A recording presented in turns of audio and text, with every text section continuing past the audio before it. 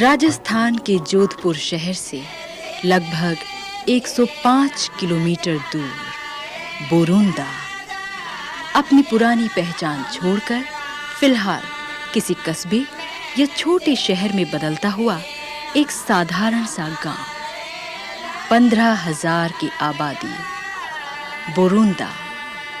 बोरुंदा इसलिए महत्वपूर्ण हो गया है क्योंकि यहाँ रहते हैं बिज्जी, यानी भारतीय साहित्य के विलक्षण कथाकार विजयदान देथा। साहब है जो सियान है एन वेने खोला में ले उन्हें ज्ञान है एन फते धक्को दे उन्हें वेने ध्यान है जो को बे तो देवे कहीं।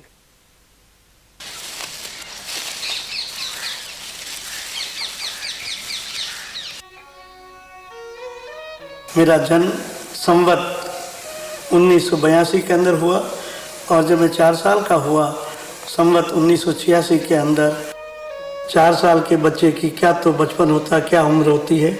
उसी वक्त दुर्भाग्य से हमारे परिवार के ऊपर ऐसा एक वज्राघात हुआ, ऐसी एक महाकाल रात्रि का आगमन हुआ जिसके अंदर एक ज़मीन के झगड़े के अंदर मेरे पिताजी के साथ उनके 2 भाई हरेडान गांव के सीमा के पास ही लड़ाई के अंदर मारे गए। मेरे पिताजी बहुत शांत स्वभाव के थे।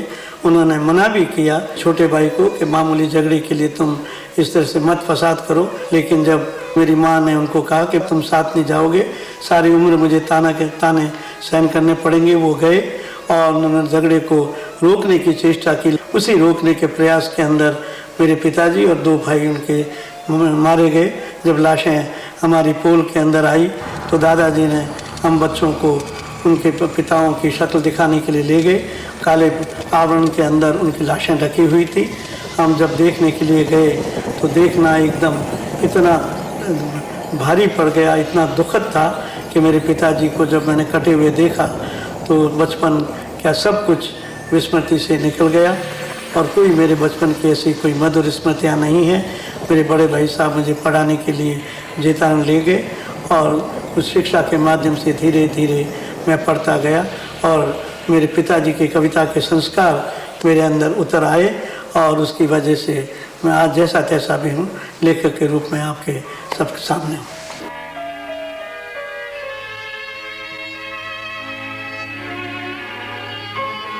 यह त्रासदी घटी थी 1930 में। तब बिज्जी 4 वर्ष के थे। तब से अब तक लगभग 70 वर्ष बीत चुके हैं।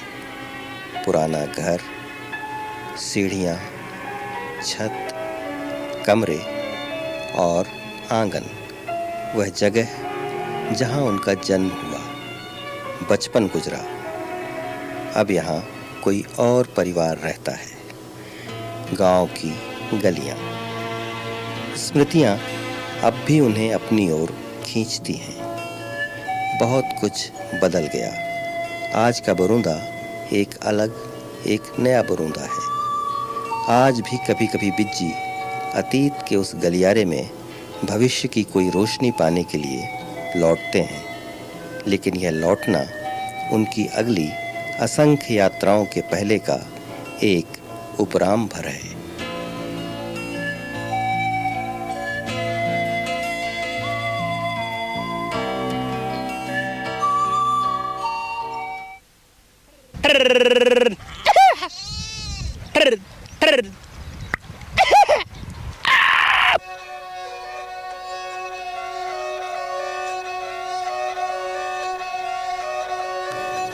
बिज्जी की दुनिया एक बिल्कुल अलग दुनिया है।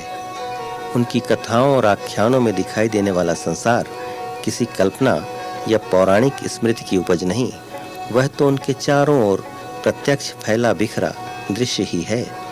अपने आख्यानों के संसार में इस तरह टहलता हुआ रचनाकार नगरों और महानगरों के लेखकों, बुद्धिजीवियों के लिए शायद किसी आश्चर्य लोक का नागरिक। बिज्जी की प्रख्यात कहानी अनमोल खजाना में एक गडरिया राजा से कहता है, आप काहे के राजा, एक रात भी बिना इत्तला घर के बाहर नहीं रह सकते। मैं एक ना कुछ गडरिया हूँ, पर हूँ अपनी मर्जी का मालिक। जहाँ मन किया सो लिया, घर गया तो गया, न गया तो कोई बात नहीं। समूची कुदरत ही मेरा घर है। फिर एक दड़बे में सर क्यों घुसाऊं? ये झरने, ये दरख्त, ये पहाड़ियाँ, ये हवा, ये आकाश, ये सूरज और ये पंछी मुझे पग पग पर न्योता देते हैं, ठौर ठौर ठहरने की मनुहार करते हैं। फिर एक खोह में, जिसे आप घर कहते हैं, मैं अपनी जिंदगी क्यों बिताऊं? आप विश्वास नहीं करेंगे, मैं एक एक तारे को पहचानता हूँ, एक एक वनपाती को जानता हूँ। माटी के कण कण की मुझे जानकारी है, पंछियों की बोलियों का मुझे ज्ञान है, जानवरों के स्वभाव की परख है। चांदनी और अंधेरे का रेशा रेशा पहचानता हूँ। बादल, बिजली, हवा, पानी की कोई हरकत मुझसे छिपी नहीं। जो कुदरत को पहचानता है वही उसका आनंद उठा सकता है। इसके सिवा आदमी को और क्या चाहिए?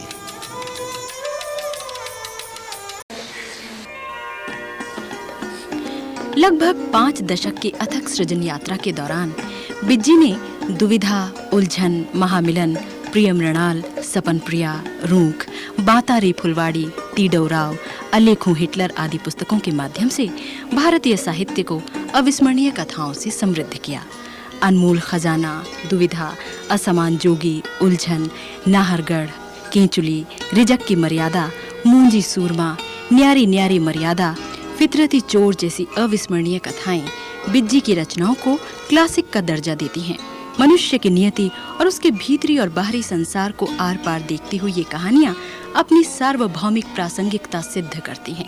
ये कहानियां बीज जितनी पुरानी और फल जितनी नई हैं, समंदर जितनी पुरानी और बादलों जितनी नई हैं, डूबते सूरज जितनी पुरानी और उगते सूरज जितनी नई हैं। इस सृजन साधना को व्यापक स्वीकृति और सम्मान मिला। उन्होंने देश विदेश की कई यात्राएं की और उन्हें कई सम्मान मिले, जिसमें महत्वपूर्ण था 1974 में पहली बार राजस्थानी भाषा के साहित्य को दिया गया साहित्य अकादमी पुरस्कार।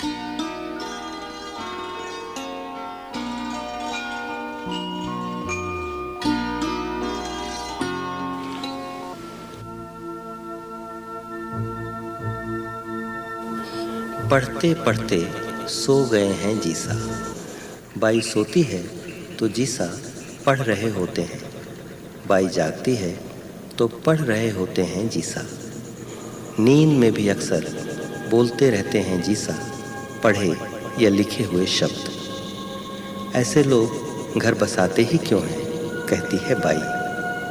पढ़ते पढ़ते सो गए हैं जीसा। शब्द जोड़ते हैं जीसा को ब्रह्मांड से, शब्द काटते हैं जीसा को खुद से, दुनिया से। शब्द शक्ति हैं, शब्द सीमा है, शब्द घेरे हैं जीसा को जैसे धरती को वायुमंडल।